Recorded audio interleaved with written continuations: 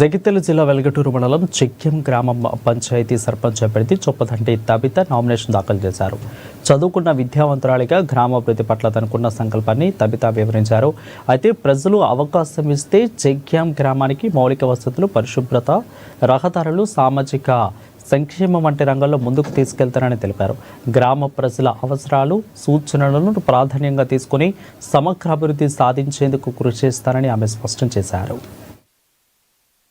గ్రామ ప్రజలందరికీ నమస్కారం అండి. నా పేరు చొప్పదండి తబిత.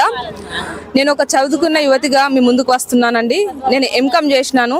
మీ అందరి ఆశీర్వాదాలు ఉంటే తప్పకుండా గెలుస్తానని నా మీద నాకు నమ్మకం ఉందండి.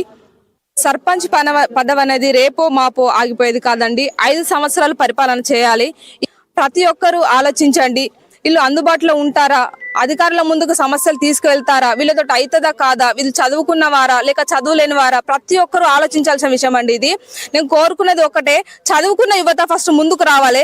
చదువుకున్న యువతతోటే ఏదైనా సాధ్యమవుతుంది. చదువుకున్న వాళ్ళే ఉండాలి. ఏదైనా మాట్లాడాలన్నా చేయాలన్నా చదువు అనేది తప్పకుండా అవసరం అండి. ఊరి యొక్క అభివృద్ధి కోసం తప్పకుండా కృషి చేస్తాను. విద్య అనే బలం నాకుంది. నా వెనుక మీరు అండగా ఉంటే ప్రతి ఒక్క సమస్యకు నేను కృషి చేస్తాను. ముఖ్యంగా రైతన్యాల సబ్సిడీలు కానీ, రుణాలు కానీ, విద్యార్థుల సమస్యలే కానీ, మహిళా సాధికారిక దిశగా నేను తప్పకుండా కృషి చేస్తాను. నేను ఒక చదువుకున్న యువతిగా మీ ముందుకు వస్తున్నానండి. నేను ఎంకామ్ చేసినాను. మీ అందరి